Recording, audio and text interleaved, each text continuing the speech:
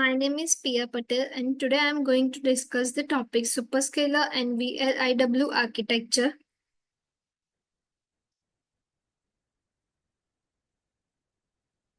Introduction to modern processor architectures, processor evolution over time. So in 1950s to 1960s, serial processing is used. It is used for early computers that could only execute one instruction at a time, and it is used for the scientific and military purpose. In 1970s to 1980s, microprocessors are used, and the use of it is to introduction of microprocessors. For example, the example of the microprocessors are Intel 4004 and Intel 8086. It is also used for basic pipeline and instruction set architectures like RISC. It is also used for increased adoption in personal computers. Other modern processors in modern architecture are in 1990s to 2000s. Superscalar and parallelism are used. Superscalar processor execute multiple instructions at a single clock cycle, and it also introduction of the out of order execution and branch prediction. And in 2000 present generation, multi-core processors are used. Multi-core processor are single chip enable parallel processing. Multi-core processors as the single chip enable parallel processing. It means that the multiple brains are working together. It is used for the efficiency, energy efficiency and performance, and used in AI mobile devices and cloud computing. Role of architecture in performance. Key aspects of processor architecture. First is latency. Latency is the time taken by a processor to complete one instruction, like reading a file or running a small task. Then the architecture impact of latency is the techniques like branch prediction, that architecture is based that it is based that it reduce latency so that the processor can work fast. Then next is throughput. The definition of throughput is the number, how many number of instructions are executed per second is throughput. And the architecture impact of throughput is the increased with parallelism and multi-core processing. Now, parallelism means that the multiple uh, doing multiple tasks at once, and multi-core means more than one brain are working behind the processor. That is called the multi-core processor. Next is energy efficiency, and the definition is this is about the how much work the processor can do compared to the power it uses. It balance between the speed and power consumption. Now another is architecture impact. Architecture impact of energy efficiency is low power design such as ARM's Big Dot Little. It uses both powerful and low power energy consumption. In the high performance like gaming, it uses the fast core, and in the slow core like checking emails, it switches to the low core processor. Emails, it switches to the energy saving core.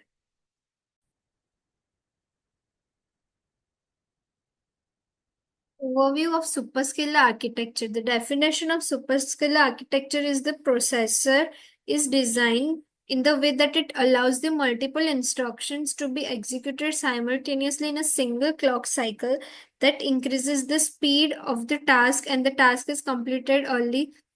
And the key principle instruction level parallelism, that is ILP. ILP refers to the ability of the processor to execute multiple instructions that are independent of each other in parallel. So for example, one part of the processor is doing addition of two numbers, and so the another part uh, must be doing the another task like multiplication. The multiple instructions per clock cycle. So superscalar processors are the multiple execution units. For example, ALU and FPU. ALU is used for the basic math, and FPUs are used for the floating point number to run the several instructions at the once. This increases the throughput that is the speed of the task without increasing the clock speed, improving overall performance. Now, in this figure, you can see that it is the example of the dual core processor. So, what is dual core processor? That is, it dual core processor means वो एक बार में दो instruction को एक साथ fetch कर सकता है and in this figure you can see that the work of the fetching is completed, then it moves to decode, then execution, then memory, and then write back. Write back means it again write backs to the point where it starts. So if the instruction is fetch, then it moves the next instruction, that is decode. So the instruction of fetching is so that the fetching is free, so it fetches the another instruction and वो खाली नहीं बैठा रहता, वो दूसरे instruction को fetch करेगा, ऐसे टाइम रिड्यूस होगा और task will be completed early as compared to the first one. Overview of VLIW architecture. So, what is VLIW? VLIW stands for Very Long Instruction Word, a processor architecture where the compiler bundles multiple instructions into a long instruction word to be executed simultaneously.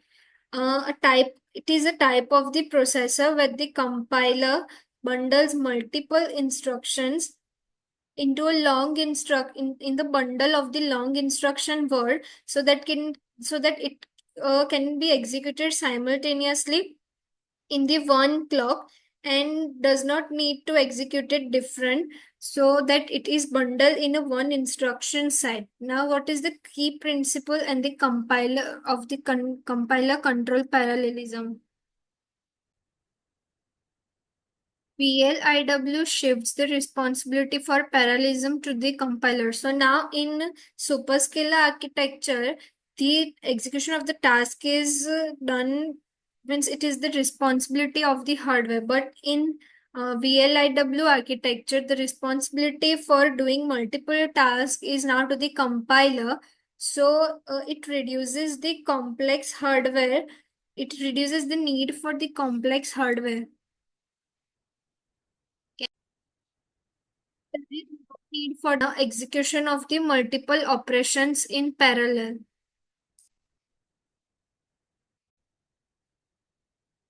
W is a great for task where doing many things at once is predictable, like audio, video, and other things. But if the prediction is wrong, then it undoes the task. In this diagram, you can see that in catch, the instruction is stored in the instruction catch and the operands are stored in the multiplotted register. So the multiple tasks are stored in this single bundle of register, and the processor are doing the multiple tasks simultaneously. The characteristics of superscalar architecture: dynamic scheduling and out of order execution. Superscalar processors can dynamically schedule instructions, executing them out of order to maximize the use of available execution units. This reduces pipeline stalls and improves performance when instructions have data dependency. Now, the hardware complexity. Superscalar designs require more complex hardware execution for the task like ALUs and FPUs to handle several instructions in the parallel. It needs more complex hardware system to run the task at the single time. So branch prediction and speculative execution. The processor guesses the result of the decision to work without the delay. And what is this speculative execution? It is that runs instruction ahead of time, improving throughput but requiring rollback mechanism in case of misprediction. Now, high performance for general purpose computing. High performance best suited for the general purpose application due to its ability to adapt dynamically to various workloads, achieve high instruction throughput by leveraging instruction level pair without relying on the compiler optimization. So they achieve high speed by doing multiple tasks at the single time without any help from the compiler. So it has high performance. Key characteristics of VLIW architecture: compiler control instruction parallelism. So here in VLIW architecture, the compiler decides which instructions can run together and group that into the one big instruction set. Here there is no need for the dynamic scheduling or out of order execution in hardware. Now, simplified hardware design. Here in superscalar architecture, there is the need for the hardware architecture because the responsibility for the task is on the hardware. But in VLIW architecture, no need for this complex hardware design because the responsibility for the task is on the compiler. So no complex mechanism is required in VLIW architecture.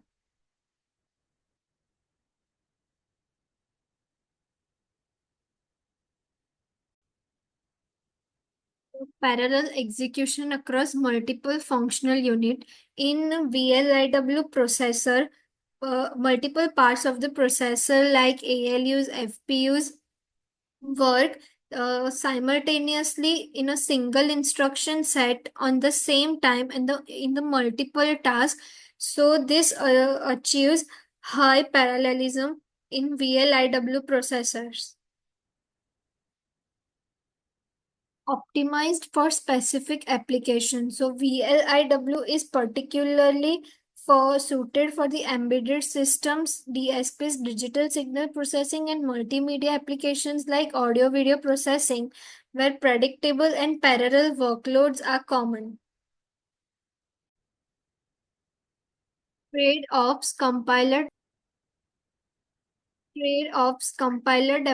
dependency and efficiency. While VLIW simplifies hardware, it increases the compiler complexity. Means it simplifies the hardware, but the compiler needs to work smart to organize the instruction properly so that it can work efficiently. The architecture perform well in static environments but may struggle in dynamic workloads due to lack of the runtime flexibility.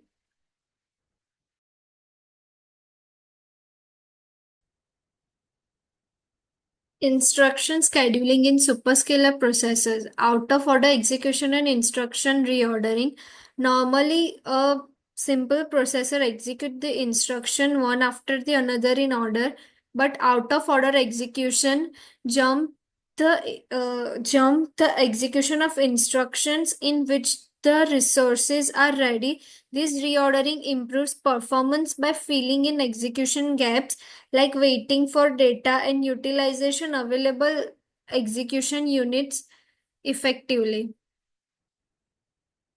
Managing dependencies. Some instructions rely on the result of the previous instruction. This is called the dependency. To manage this dependency, the processor use the hardware trick like the register renaming and data detection. So what is register renaming?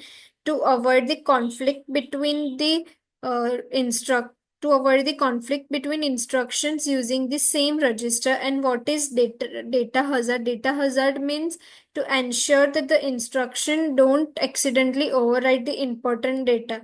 Instruction windows track the status of instruction and ensure that the data depends do not lead to the stalls. Pipeline structure and stages. The superscalar pipeline typically consists of the multiple stages. Like first is fetching. Instructions are fetched from the memory. Then after fetching, decode. Instructions are decoded to identify operations and operands. After fetch, the processor moves to the decode instruction. Then issued instructions are sent to execution units based on the availability. Execute operations are performed in execution units, and the last step is commit. Results are written back to the register and memory in the original program order. This is also known as the write back. So first operation is fetch, then decode, then issue, then execute, and then last instruction is commit.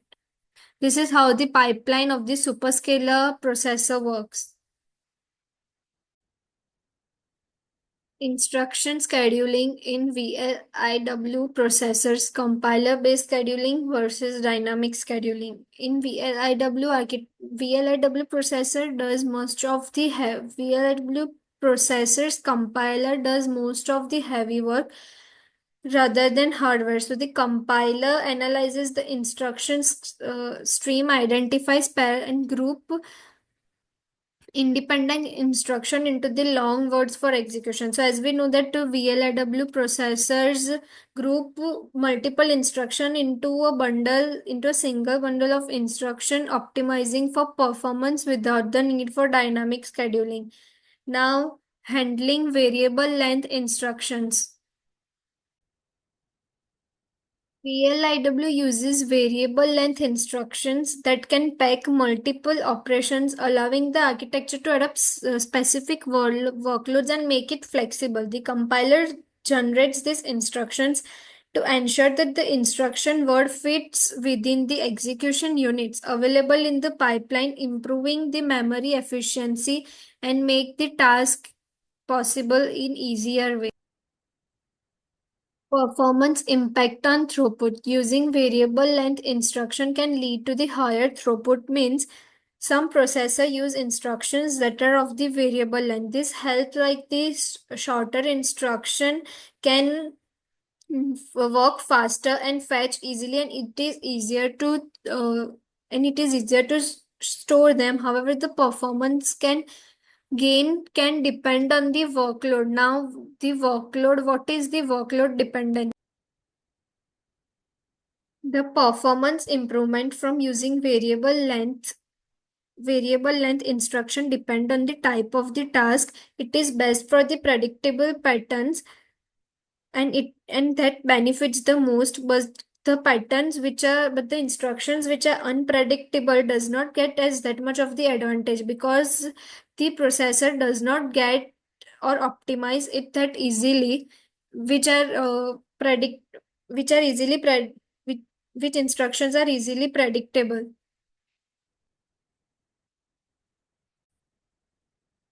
Comparison between the superscalar and VLIW architectures. So first is execution speed. For superscalar architecture executes multiple instruction per cycle dynamically through hardware, so it achieves higher speed. While in VLIW architecture, it relies on the compiler instruction for parallel execution, which can result in the variable performance based on the compiler efficiency. So, in superscale architecture, the execution of instruction is totally dependent on the hardware, but in VLIW architecture, it is different. Uh, the responsibility is on the compiler, so both varies in the execution speed, but the higher one is the superscalar architecture. Power consumption. Superscalar consumes more power due to the complex hardware components, but in VLIW, it generally uses less power. It has because it has this simplifies hardware and it pushes complexity to the software side. So power consumption is less in VLIW architecture. Another difference is efficiency. In superscalar architecture can be less efficient due to the complex hardware, but in VLIW typically more efficient for specific tasks where the compiler can optimize instructions. So the efficiency of VLIW architecture is more than the superscalar one. Performance type. Superscalar is best suited for the general purpose computing, offering versatility across the various workloads. It works well for the many different type of tasks, making it general purpose computing. In VLIW architecture, often optimized for application specific performance and making it ideal for the embedded system. It is typically designed for the specific task or applications, which makes it perfect for the things like the embedded system and specialized tasks. Another difference is complexity. In superscalar architecture, it involves high hardware complexity because it is totally dependent on the hardware requiring advanced techniques for dynamic scheduling. In VLIW architecture, it achieves simplicity in the software design, relying on the compiler optimization rather than complex hardware mechanisms. Now, the advantages and disadvantages of VLIW architecture. Now, what is the advantages? Flexibility. It supports the variable length instruction, optimizing memory. So it supports the variable length instruction, like the instructions of the variable length are executed in a single run. So it is flexible for the all variable length. Now, low hardware complexity. It is dependent on the compiler, so no need for the complex hardware. So it has low hardware complexity, efficiency, effective for the specific and predictable workloads. As we have discussed before, it is effective for the predictable patterns, but but the patterns which are unpredictable does not get that much of advantage. Now, what are the disadvantages of VLIW architecture? First is software complexity. Now, what are the disadvantages of VLIW architecture? First is software complexity, increased reliance on the compiler, complicates software development. So it is totally dependent on the compiler. So the compiler has to do more work to make it efficiently and increases the software complexity. Now, dynamic workload limitations, less effective for the workloads requiring dynamic adaptation. So VLIW doesn't handle changing or unpredictable tasks, so it works less for the dynamic workload. Advantages and disadvantages of superscalar architecture. Now, advantages: high throughput, can execute multiple instruction per cycle, improving the overall performance. Now, instruction level parallelism, effectively utilize available execution units to maximize the instruction execution. Robust performance, perform well across a wide range of application adapting to different workloads. Now, what are the disadvantages? It hardware complexity. It is dependent on the hardware, so it increases the hardware complexity and it requires the sophisticated hardware for the scheduling and execution. Now, high power consumption, increased components in the hardware leads to the greater power usage and it increases the energy efficiency. Now, cost higher, as we know that hardware, so higher manufacturing and maintenance costs due to the complex architecture. So these are all the disadvantages and advantages of superscalar architecture. Use cases for superscalar processor. High performance computing. Superscalar processors are essential in supercomputers and servers, enabling efficient processing of complex calculation and data intensive tasks crucial for scientific stimulation and research. So, superscalars are mostly essential for supercomputers and servers because they handle the very complex calculation and huge amount of data efficiently. Now, general purpose processors widely used in consumer grade CPUs and in the daily everyday computers like Intel Core and AMD Ryzen, they deliver enhanced performance for everyday computing tasks because these all can execute the multiple tasks in a single run. So it is more applicable in this type of CPUs and running demanding applications. Now, gaming and multimedia processing. Superscalar architectures provide necessary computational power for graphics rendering, real-time stimulations, and video processing. They help deliver faster, smoother experience in gaming, real-time simulations, and video editing.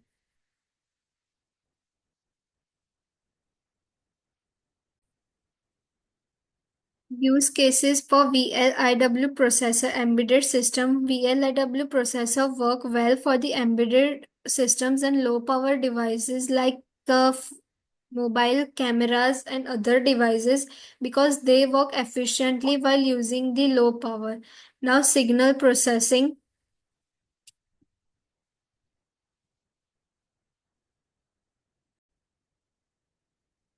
VLIW is great for signal processing tasks such as processing of audio or video signals where task is in the specific pattern. The compiler organize the instruction in a way to make the instruction run faster. Now, application specific workloads. VLIW is well suited for system requiring compact instructions set. VLIW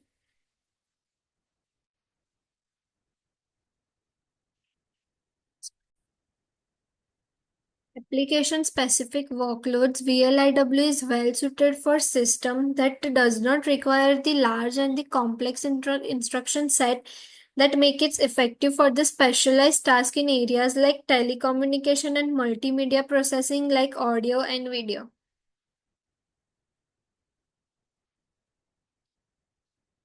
So this is it. Are the detail of the superscalar and VLIW architecture. Thank you for your attention.